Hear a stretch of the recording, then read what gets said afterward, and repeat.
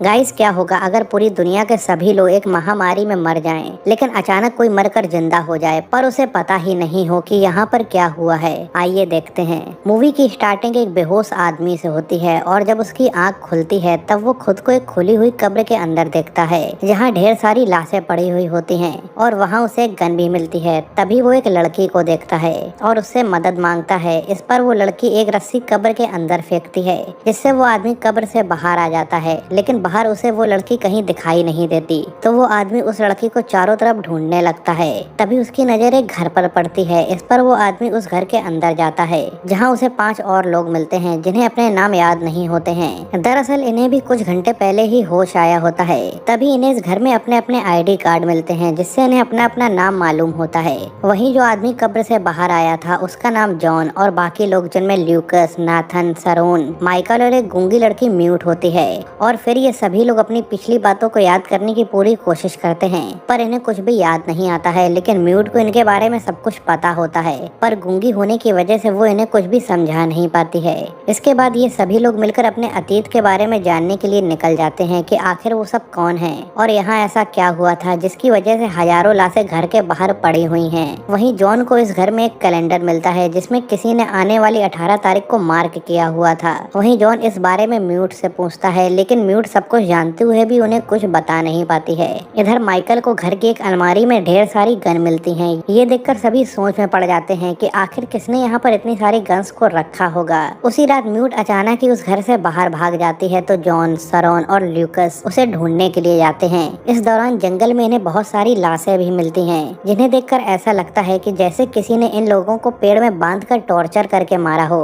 आगे जॉन, सरोन और Lucas mute को ढूंढते हुए घर में पहुँचते हैं जहाँ म्यूट एक औरत को खाना खिला रही होती है जो कि काफी बीमार होती है। और जब जॉन वहां पहुंचता है तो वो औरत जॉन से कहती है कि उसने उसका इस्तेमाल किया है। इतना बोलकर वो औरत जॉन पर अटैक कर देती है। इस पर जॉन उसे गन मारकर बेहोश कर देता है। इसी दौरान जॉन की नजर एक कैमरे पर भी पड़ती है तो जॉन सभी को बताता है कि कोई उन पर नजर रखे हुए है। वहीं उस औरत की बात सुनकर सरोन और ल्यूकस को जॉन के ऊपर ही शक होने लगता है कि जॉन एक बुरा आदमी है। इसलिए वो दोनों जॉन पर भरोसा नहीं करते और वहाँ से चले जाते हैं। फिर अगली सुबह वो सभी डिसाइड करते हैं कि वो सब जंगल में जाकर पता करेंगे कि आखिर वहाँ पर क्या चल रहा है। और फिर जॉन, ल्यूकस, सरोन और नाथन जंगल में जाते हैं। वहीं म्यूट और माइकल घर में ही रुकते हैं। आगे जंगल में इन्हें बहुत सारी लाशें मिलती हैं जिन्हें देखकर सब बहुत हैरान हो जाते हैं। इसी दौरान इन्हें पेड़ों के बीच में छुपी हुई 2 कारें भी मिलती हैं जिन्हें देखकर ये सब बहुत खुशी होते हैं। इधर घर में म्यूट और माइकल जब अकेले होते हैं तभी उन्हें जंगल में किसी के चिल्लाने की आवाज सुनाई देती है तो माइकल म्यूट को घर में रहने के लिए ही बोलता है और खुद गन लेकर जंगल की तरफ चला जाता है।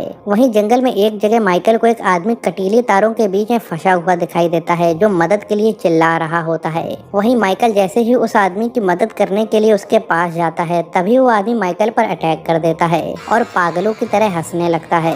दूसरी तरफ कार में ल्यूकस को उन सभी लोगों की एक ग्रुप फोटो मिलती है जिसमें जॉन नहीं होता है। इस पर ल्यूकस जॉन से कहता है कि तुम हम में से एक नहीं हो। तभी वहाँ म्यूट आ जाती है जो उन्हें माइकल के पास ले जाती है और जब ये सभी लोग माइकल के पास जाते हैं तो इन्हें वहाँ माइकल बहुत ही जख्मी हालत में मिलता है और फिर माइकल इनके सामने ही तड़प तड़प कर मर जाता है। इधर म्यूट काफी दुखी होकर रोने लगती है। तभी जॉन उस इन्फेक्टेड आदमी को गोली मार देता है। आगे जॉन और सरोन जब कार से जा रहे होते हैं तभी इन्हें रास्ते में एक बिल्डिंग दिखाई देती है और जब दोनों उस बिल्डिंग के पास जाते हैं तभी जॉन को वहाँ की दीवारों पर भी 18 लिखा हुआ मिलता है जिसे देखकर जॉन सोच में पड़ जाता है कि आखिर 18 तारीख को क्या होने वाला है। और जब दोनों उस बिल्डिंग के अंदर जाने की कोशिश करते हैं तभी जॉन को अंदर एक बच्चा दिखाई देता है जो इन्हें देखकर छुपने लगता है और जॉन का नाम बोलकर उन्हें वहां से जाने के लिए बोलता है। ये सुनकर जॉन समझ जाता है कि यहाँ पर रहने वाले लोग उसे पहचानने के साथ साथ उससे डरते भी हैं। वहीं जब जॉन के कहने पर वो बच्चा दरवाजा नहीं खोलता है तो जॉन काफी गुस्सा हो जाता है।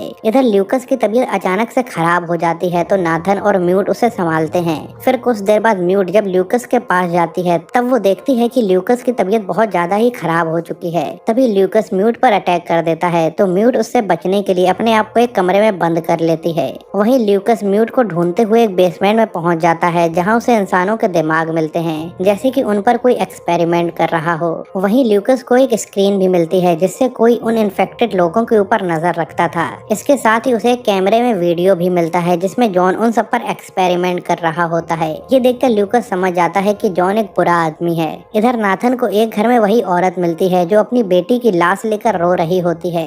वहीं वो औरत जब नाथन को देखती है तो उस पर अटैक कर देती है, लेकिन नाथन उसे किसी तरह एक पिंजरे में बंद करके वहाँ से निकल जाता है। यहाँ नाथन को सब कुछ याद आ जाता है कि वो कौन है। दूसरी तरफ जॉन और सरोन जब घर वापस जा रहे होते हैं तभी उन पर कुछ इन्फेक्टेड लोग अटैक कर देते हैं। इस पर जॉन और सरोन अपनी जान बचाने के लिए भागने लगते हैं। तभी अचानक से वो इन्फेक्टेड लोग रुक जाते हैं और वहीं जॉन एक पेड़ पर 2 लाशों को लटका हुआ देखता है, जिससे जॉन समझ जाता है कि ये इन्फेक्टेड लोग डेड बॉडी की स्मेल से दूर रहते हैं। इसके बाद जॉन और सरोन घर पहुंचते हैं तो ल्यूकस जॉन पर गन तान देता है और कहता है कि वो अच्छा आदमी नहीं है और सरोन को वही वीडियो दिखाता है, जिससे सरोन को भी यकीन हो जाता है कि जॉन एक बुरा आदमी है जो उन लोगों पर एक्सपेरिमेंट किया करता था। इस पर जॉन ल्यूकस को समझाने की कोशिश करता है तो ल्यूकस उसे गन मारकर बेहोश कर देता है और वापस उसी खुली हुई कब्र में डाल देता है। आगे सरोन, म्यूट और ल्यूकस घर में होते हैं। तभी ल्यूकस म्यूट के पीछे पड़ जाता है और उसके साथ जबरदस्ती करने की कोशिश करता है, लेकिन तभी सरोन वहाँ पर गन लेकर आ जाती है, जिससे ल्यूकस वहाँ से भाग जाता है।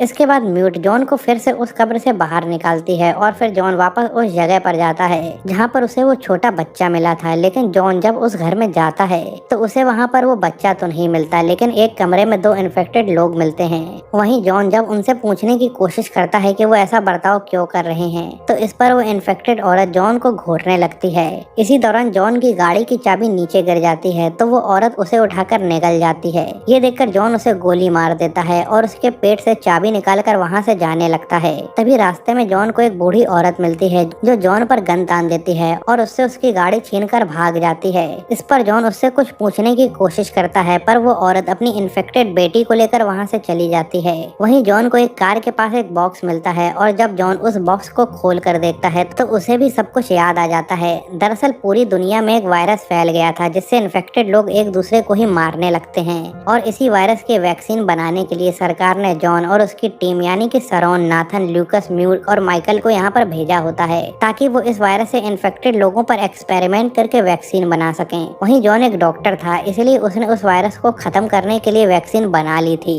और फिर जॉन ने वैक्सीन को पूरी दुनिया में पहुंचाने के लिए वैक्सीन को एक बॉक्स में डालकर अपने एक आदमी को मिलिट्री के पास भेजा था। लेकिन रास्ते में उस आदमी का एक्सीडेंट हो गया था जिससे वो आदमी मर गया और वो वैक्सीन का बॉक्स मिलिट्री तक नहीं पहुंच सका। इसके बाद जॉन के सभी टीम मेंबर ही वायरस से इन्फेक्टेड हो गए, इसलिए जॉन को ल्यूकस ने उस वीडियो में अकेले ही एक्सपेरिमेंट करते हुए देखा था। इसी दौरान जॉन को उस एक्सीडेंट हुई गाड़ी में अपनी और सरोन की फोटो भी मिलती है, जिससे उसे याद आ जाता है कि सरोन उसकी गर्लफ्रेंड है और नेथन उसका भाई है। तभी ल्यूकस वहाँ बहुत स्पीड से गाड़ी लेकर आता है जो कि वायरस से इन्फेक्टेड हो चुका था। ल्यूकस गाड़ी से बाहर निकलकर जॉन पर अटैक कर देता है। इस दौरान जॉन ल्यूकस को समझाने की बहुत कोशिश करता है पर ल्यूकस उसकी एक नहीं सुनता तो जॉन मजबूर होकर उसके सिर में एक पत्थर मार देता है जिससे उसकी मौत हो जाती है। इधर नाथन को सब कुछ याद आ जाता है और ये बात बताने के लिए नाथन सरोन के पास जाता है। वहाँ सरोन को भी अब सब कुछ याद आ चुका था और फिर दोनों मिलकर बहुत खुश होते हैं। लेकिन तभी कुछ इन्फेक्टेड लोग इनके घर पर अटैक कर देते हैं जिन्हें नाथन शूट करने के लिए मार देता है।